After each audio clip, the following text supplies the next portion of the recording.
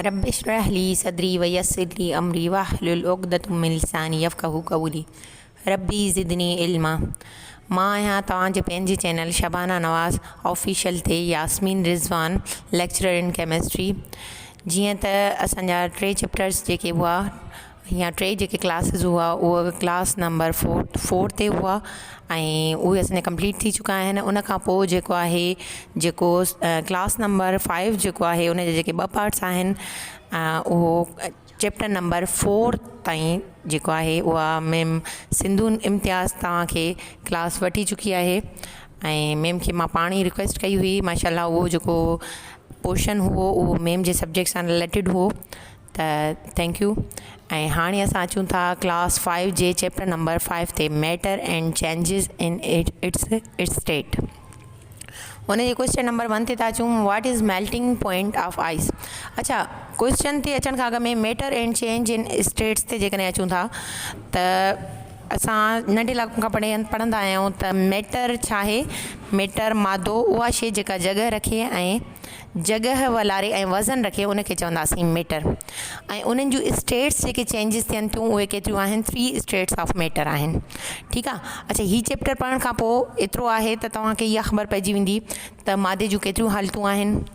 Okay, उन खां पोइ नहरनि जिस्म पाणियाठ ऐं गैसनि ते गर्मीअ जा असर, शयुनि जो पाण में मिली वञणु, ॻरंदड़ ऐं अणॻरंदड़ नहरा जिस्म मिलायल शयुनि खे हिक ॿिए खां जुदा करणु।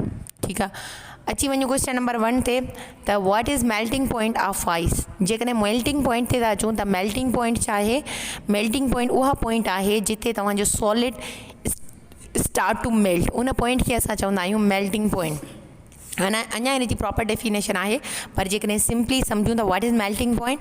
मेल्टिंग पॉइंट ऑफ आइस आहे केतिरी 0 सेंटीग्रेड आहे, पर जेकॾहिं मेल्टिंग पॉइंट ते था अचूं त छा आहे, the point at which solid start to melt. ठीकु आहे। पाणी में स्टार्ट थियणु, पाणियाठ में स्टार्ट थिए त उनखे चवंदासीं मेल्टिंग पॉइंट। ऐं आइस जी मेल्टिंग पॉइंट छा आहे 0 सेंटीग्रेड। ओके, देन था अची वञूं क्वेश्चन नंबर 2 ते, अ process in which liquid changes into gas without boiling is called evaporation. उहो प्रोसेस जिथे असांजो लिक्विड जेको आहे उहो डायरेक्टली चेंज थी वञे गैस में विदाउट बॉइलिंग जे, एवापोरेशन वारो सिस्टम। सिंपली इन जो एग्ज़ाम्पल जेको आहे कहिड़ो आहे, असांजो जेको पघर, इहो छा आहे एवापोरेटिंग सिस्टम आहे। ठीकु आहे। एवापोरेटिंग सिस्टम खे असां ॿियो छा चवंदा आहियूं, कूलिंग प्रोसेस चवंदा आहियूं। ठीकु आहे न। ओके, क्वेश्चन नंबर 3 ते था अची वञूं, अ process in which water vapour change into liquid on cooling is called condensation. उहो प्रोसेस जंहिंमें वाटर वेपर्स जेके आहिनि उहे छा में चेंज थी वञनि, चेंज इन टू लिक्विड, उनखे चवंदा आहियूं कंडेंसेशन। माने उन में छा थींदो आहे, जेके मालिक्यूल्स आहिनि छा जा वेपर वाटर वेपर्स आहिनि उहे पाण में छा, जेकॾहिं उनखे कूल कंदासीं त जे मालिक्यूल्स परे परे उहे वरी पाण में क्लोज़ थी करे छा में कन्वर्ट थी वेंदा, लिक्विड में कन्वर्ट थींदा। ठीकु आहे। अच्छा, वाटर वेपर्स जेके आहिनि उहे तव्हां किथे ॾिसंदा आहिनि, जॾहिं तव्हां को बि पाणी जेको बॉइल कंदा आहियो ऐं उनजे मथां को बि ढक रखी छॾियो त उन ते जेके ढक जॾहिं हटाईंदव आफ्टर बॉइलिंग, उन ते ढक खे हटाईंदव त ॾिसंदव त उन में थोरा थोरा वेपर्स मौजूदु हूंदा आहिनि। इहे हूंदा आहिनि वाटर वेपर्स। थर्ड क्वेश्चन ते, in water cycle water is available in how many status of matters. इन पहिरीं ॻाल्हि त वाटर खे असां पोयां पढ़ी आया आहियूं त यूनिवर्सल सॉल्वेंट चवंदा आहियूं। ठीकु आहे। ऐं इहो 3 स्टेट्स में मिले थो मैटर जी। आइस जेका आहे सॉलिड स्टेट में आहे, सेकेंड वाटर जेको आहे पाणी जेको असां पीऊं था उहो लिक्विड स्टेट में आहे, ऐं थर्ड वन इज़ जॾहिं उनखे वाटर खे एवोपरेट थिए थो त उहो असांजो गैसियस स्टेट में थी वेंदो। उन खां पोइ आहे question, drops of water that form on cool surface at night due to condensation is called dew. Dew छा खे चवंदा आहियूं, माक खे चवंदा आहियूं। उहो तक़रीबन कहिड़ो प्रोसेस आहे, असांजो कंडेंसेशन जो प्रोसेस आहे। ऐं कंडेंसेशन बिल्कुलु मथे पढ़ी आयासीं। उन खां पोइ आहे, a thick cloud of water droplet on the earth surface is called fog. A thick cloud of water, पाणीअ जो कोहीर जेको थींदो आहे, ख़ासि तौर ते सियारे में तव्हां ॾिठो हूंदो त जेको वाइट कलर जी असांखे को बि रोड रस्ता, ख़ासि तौर ते जॾहिं असां ड्राइविंग कंदा आहियूं त रोड रस्ता ज़ाहिर न थींदा आहिनि, इहो असांजो छा आहे, इहो कोहीर आहे। A thick cloud of water droplet on the earth surface is called fog.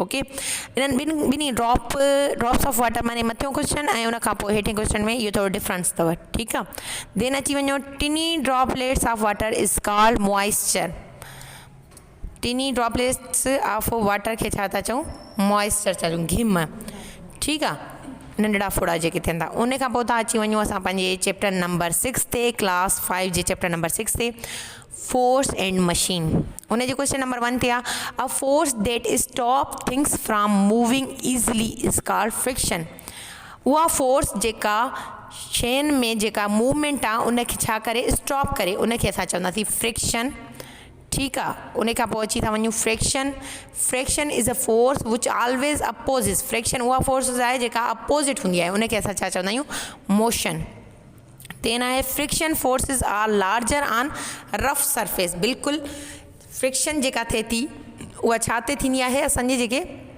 खुरखुनियूं जेके सरफेसिस आहिनि उन्हनि ते थींदी आहे देन अची वञो friction forces are similar on smooth surface बिल्कुलु जिते जेका साफ़ु सुथरी हूंदी माने रोड ई ॾिसो जेकॾहिं साफ़ु सुथरा हूंदा आहिनि त उते असांजी फ्रिक्शन जेका आहे घटि हूंदी आहे ऐं थोरो बि उन्हनि में को हेठि मथां ई हूंदी आहे त उते असांजी फ्रिक्शन तमामु घणी थी वेंदी आहे friction forces between the air and moving object cause resistance अच्छा friction force between air and moving object छा थी काज़ करे रेजिस्टेंट ओके देन अची वञो force that opposes any object moving through the air is called air resistant force that opposes any object moving through air is called air resistance उन खां पोइ question आहे a force of attraction between two object force of attraction between the two object is called gravity जीअं simple इन जो हिकिड़ो example आहे का बि शइ जॾहिं असां मथे उछलाईंदा आहियूं त उहा वापसि हेठि ईंदी आहे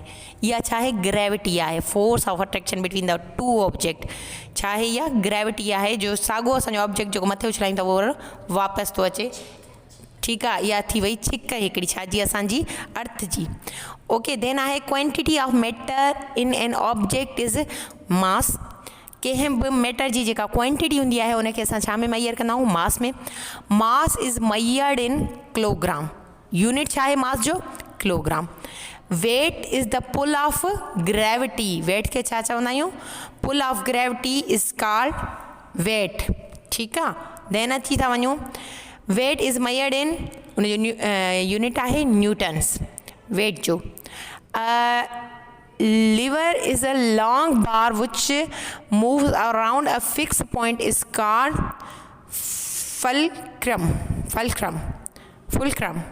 a lever is a long bar which moves around a fixed point called fulcrum lever is kind of simple machine lever छा है kind आहे छा जो simple machine जो how many kinds of lever are there and there are 3 kinds of lever machine first second and third kind of lever then in first kind of lever fulcrum is between effort and load okay in first kind of lever fulcrum is between effort and load in second kind of lever load is between effort and fulcrum and in में यो difference तव in first kind of lever fulcrum is between effort and load in second kind of lever load is between effort and fulcrum then अची वञो in third kind of lever effort is between load and fulcrum okay इन्हनि में थोरो difference आहे जेको तव्हांखे जज करणो आहे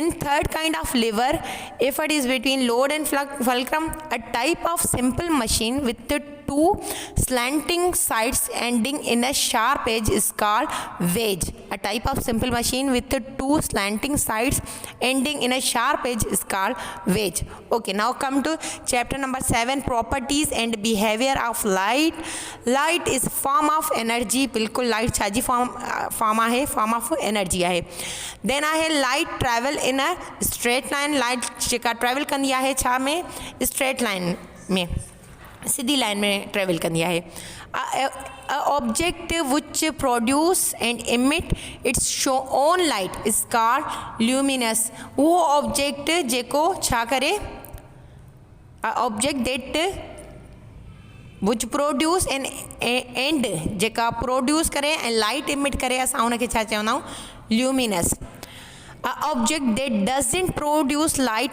but it reflects light that comes from luminous object is called non-luminous.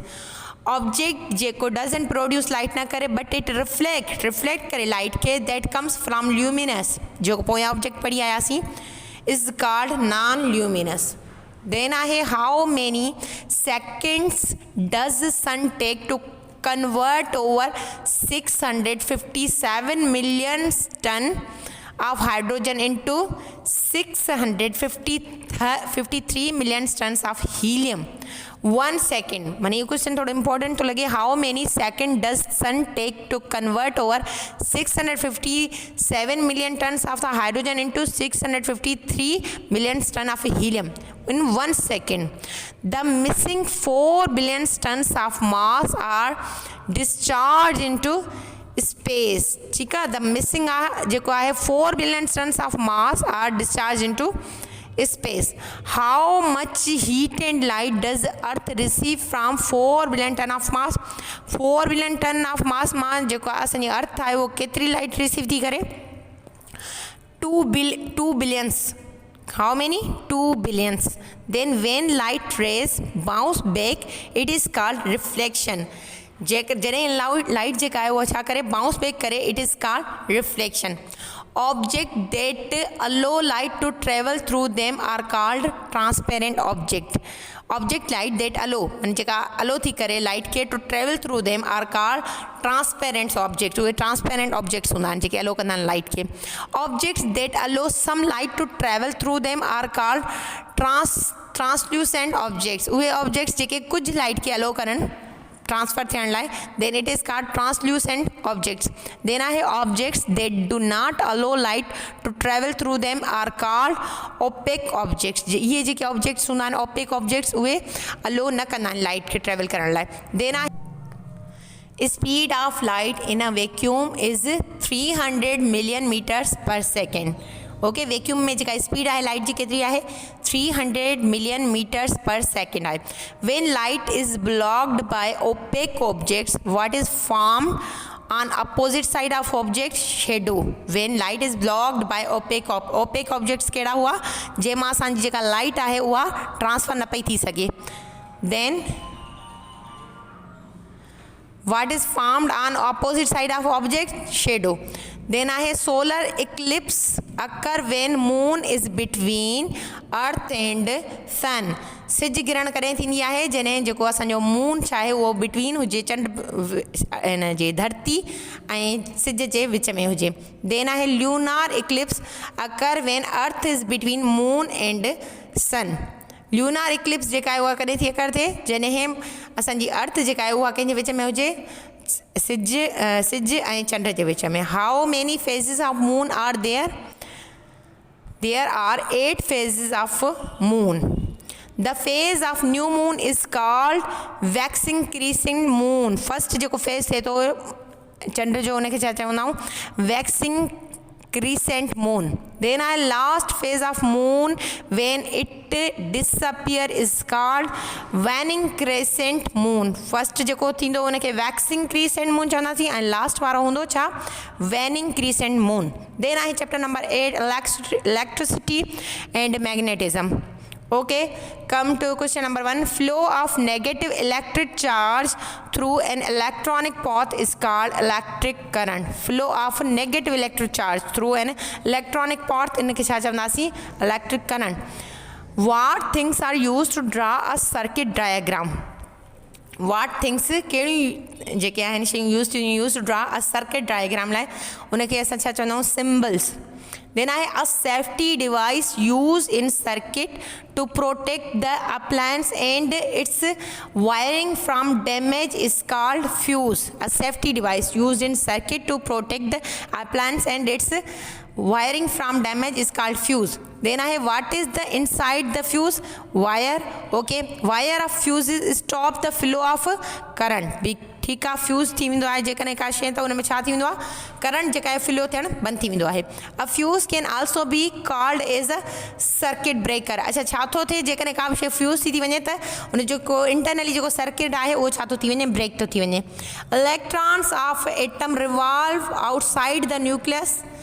Electrons जेके आहिनि उहे रिवॉल्व कंदा आहिनि कंहिं एटम में outside the nucleus means shells में रिवॉल्व कंदा आहिनि protons and neutrons are present inside the nucleus proton ऐं न्यूट्रॉन कंहिं बि एटम जा छा में प्रेजेंट हूंदा आहिनि न्यूक्लियस में प्रेजेंट हूंदा आहिनि proton and neutron are made up of quarks छा जो ठहियल आहिनि क्वार्क्स जा electron was discovered by J Thomson in 1897 में देन क्वेश्चन आहे proton was discovered by Ernest Rutherford in 1920 में ये कुछ डिस्कवरीज आहिनि देन आहे neutron was discovered by James Chadwick in 1932 what happened when oppositely charge cloud interact with each other छा थींदो lightning थींदी जेका थंडर या लाइटिंग थींदी आहे छाजे करे थींदी आहे अपोजिट चार्जिस जेके आहिनि उहे छा कंदियूं आहिनि इंटरएक्ट कंदियूं आहिनि देन आहे हू were the discover of magnetite Chinese were the discoverer of magnetite. Who is the father of magnet? William Gilbert is the father of magnet. Electromagnetic has a temporary magnetic field. Bar magnet has a permanent magnetic field. Two types जो fields आहिनि हिकिड़ी आहे permanent ऐं ॿी आहे temporary magnetic field electromagnetic जे लाइ छा हूंदी आहे टेम्पररी मैग्नेटिक फील्ड हूंदी आहे ऐं बार मैग्नेट लाइ छा हूंदी आहे permanent magnetic field electromagnetic always needs electricity yes then आहे what happen when two same poles of magnet are brought close to each other they repel when same pole means same charges हमेशा असांखे ख़बर आहे छा कंदियूं आहिनि repel each other what happen when two opposite poles of magnets are brought close to each other they attract each other जीअं opposite charges छा कंदियूं आहिनि attract each other कंदियूं आहिनि what happen when balloons are rubbed with the wool cloth they will repel each other छा कंदा इहे repel छाकाणि त छा हूंदो इन्हनि में same charges हूंदियूं that's why they repel each other the build-up of electric charge is called static electricity build-up of electric charge खे छा चवंदा आहियूं static electricity ही आहे असांजो क्लास नंबर 4 क्लास 5 ऐं वीडियो नंबर 3 ओके उम्मीद आहे त तव्हांखे मुंहिंजो क्लास पसंदि आयो हूंदो अगरि पसंदि आयो आहे त तव्हां शबाना नवाज़ ऑफिशियल चैनल खे लाइक एंड सब्सक्राइब ज़रूरु कंदा ऐं जीअं वक़्तनि ब वक़्तनि तव्हां ॾे असांजा जेके बि वीडियोज़ आहिनि उहे अपलोड थींदा रहनि इनशाला वरी तव्हां सां वरी नेक्स्ट क्लास में मिलंदा ऐं कमेंट्स जे ज़रिए असांखे ज़रूरु आगाह कंदा त तव्हांखे असांजो वीडियो कीअं लॻो थैंक यू सो मच ऐं नेक्स्ट क्लास में इनशाला जल्द मिलंदासीं अल्लाह हाफ़िज़